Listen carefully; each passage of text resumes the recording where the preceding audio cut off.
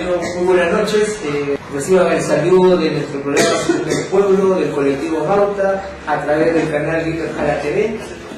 En esta oportunidad vamos a conversar temas de la contingencia nacional e internacional, en una semana muy importante y trascendente para la sociedad chilena y para el pueblo chileno, ¿no? Esta semana es una semana donde se conmemora un año más del golpe militar, de la lucha también, y lo que viene después también del golpe, de la lucha de los trabajadores, y el tema cómo quedó la situación del movimiento sindical y del movimiento social después del golpe dado por la derecha y por la dictadura militar, ¿no? También vamos a comentar un poco la situación internacional, lo que viene pasando en Colombia, en Perú y en Medio Oriente, el caso más relevante, el caso de Siria.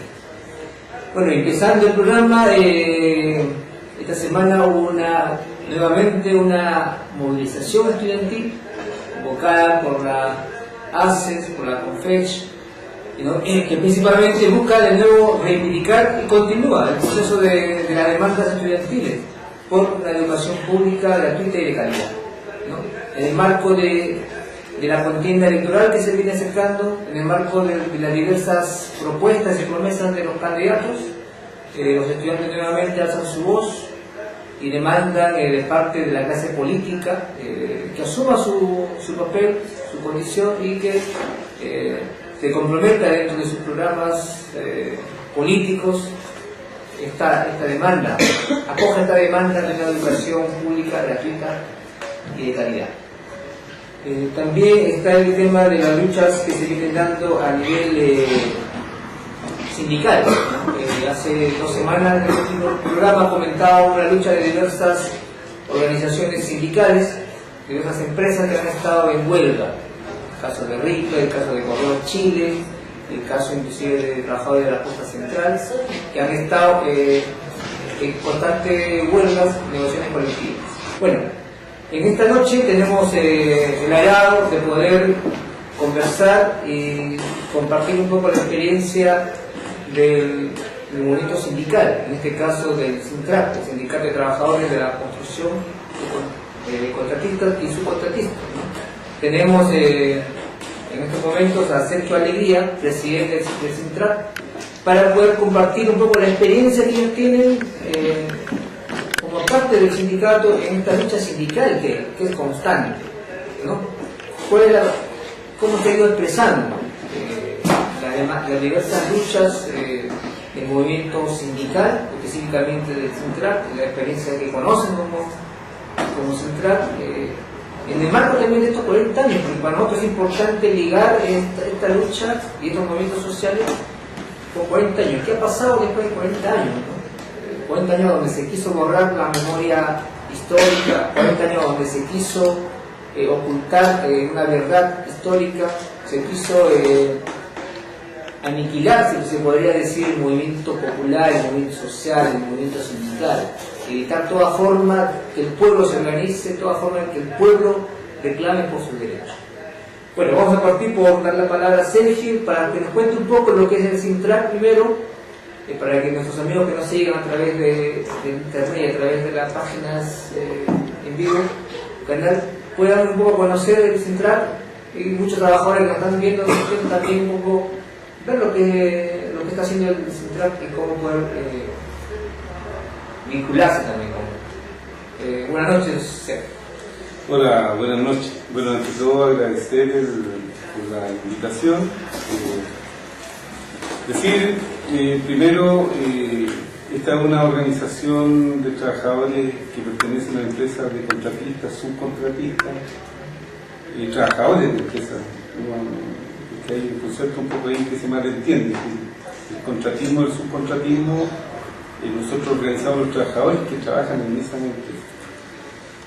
Bueno, en este contexto de los 40 años, sin duda llama harto la atención a unos días, digamos, el silencio que la política tradicional guarda respecto de las condiciones ocultas y que no se quieren decir.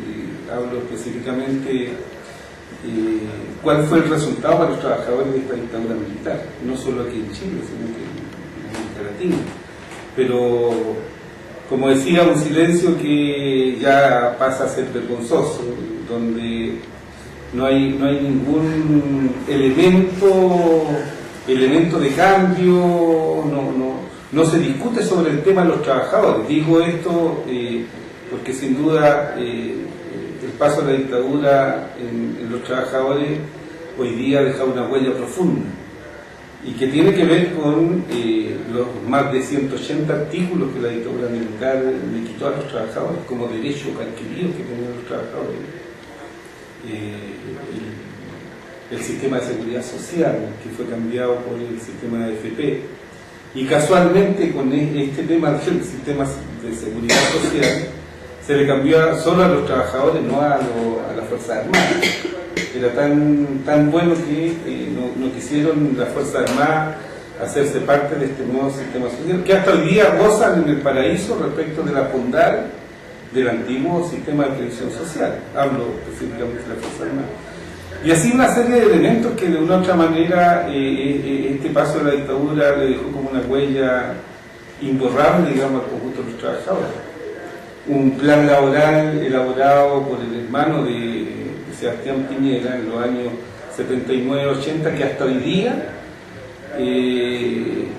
han hecho, y como resultado, digamos, de esa implementación, han hecho los trabajadores un sector de trabajadores que no participa casi, digamos, en sus organizaciones sociales, mucho menos decir de que puedan tener opinión política respecto del contexto en que se desarrollan sus problemáticas. Un plan laboral que de una u otra manera es la más clara expresión de lo que hoy día nosotros llamamos de una de las patas que sustentan la política neoliberal. Y ahí un poco se empieza a entender de por qué el silencio de estos políticos tradicionales, de no hablar de los problemas en serio que tienen los trabajadores, no de esta oferta de acrecentar, por ejemplo, los bonos de semana corrida, como las leyes que se han tirado últimamente, sino que las cuestiones de fondo.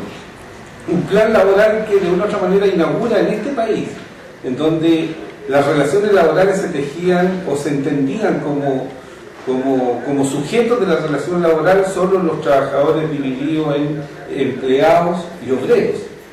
A partir del plan laboral aparecen las figuras de los trabajadores transitorios eventuales, los trabajadores de plazo fijo, los trabajadores a honorario. Y si hoy día uno mira el contexto en que se desarrollan cientos de miles de trabajadores, nada más en el entorno de los estamentos estatales, ¿no? Son cientos de miles de trabajadores que están contratados a honorario, que no tienen derecho a la previsión, entre otras cosas. No tienen ninguna seguridad o estabilidad en el trabajo. Entonces, figuras como son el plazo fijo y el obra faena, que desde el punto de vista nuestro no han sido otra cosa que elementos que han ido a domesticar a miles de trabajadores. Es decir, si uno mira en la figura del derecho del trabajo, hay un elemento que señala el derecho al trabajo que tiene que ver con estos contratos de plazo fijo. ¿Qué quiero decir con esto? En términos de derechos laborales, este país rechaza los contratos de prueba, porque son arbitrarios, porque son unilaterales, porque pasan a llevar una serie de derechos. Pero si uno mira cómo se desarrollan estos contratos de plazo fijo, por ejemplo, no son otra cosa que los contratos de prueba.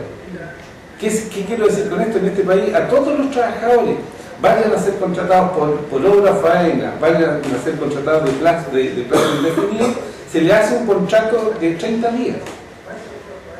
Y si ese trabajador que trabaja 30 días es un buen trabajador, pasa a 30 días más, una renovación, ¿no? Y si ese trabajador se sigue portando bien, ojo que aquí hay una lógica cuando digo portarse bien, ser buen trabajador. ¿Qué es ser buen trabajador en este contexto? El buen trabajador, primero, es el que no se mete en sindicato. el que no alega por el exceso de jornada, el que no alega porque no le pagaron el sueldo que le correspondía a fin de mes. Y así una serie de elementos que hacen del buen trabajador. Entonces ese buen trabajador puede optar después de los 30 días a un nuevo anexo. Y si sumado al primer anexo, o el primer anexo al primer contrato 60 días, el buen trabajador recién puede optar a la posibilidad de ser contratado de planta, como le llaman, o de contrato indefinido. Fíjate, nosotros hacíamos, bueno, decir de paso, nosotros somos uno de los sindicatos que ha estudiado, investigado harto esto del Código de Trabajo. Fíjate, estas cuestiones no son sueltas, aquí hubo una mano de especialistas, porque yo te relato eso como un elemento, pero son dos elementos más que cierran como el círculo. Entonces decimos contrato a plazo fijo, que pueden ser hasta 30 días. Hay una ley, que es el artículo 44 del Código del Trabajo, que señala: todos los trabajadores contratados por 60 días o menos, se entiende incluida en su remuneración pactada todos los beneficios que son indemnización, desahucio, vacaciones proporcionales y otros. Ahí ya sumáis un elemento. Y si a eso le agregáis esta actitud permanente de la CUT y de los partidos que patrocinan la CUT, de negociar estos salarios de mugre, que negocian estos ingresos mínimos todos los años, que por acción o por omisión vienen ya, llevamos casi 2 décadas que van firmando estos famosos acuerdos, ¿no?, con el empresariado. Entonces, ahí se cierra el círculo. Contratos de plazo fijo, la ley te señala que a lo menos los trabajadores de 60 días o menos, ¿no?, se entiende incluida una serie de elementos. Imagínate, más de 1,5 millones de trabajadores ostentan la condición del ingreso mínimo. ¿Cuánto es lo que gana finalmente ese trabajador?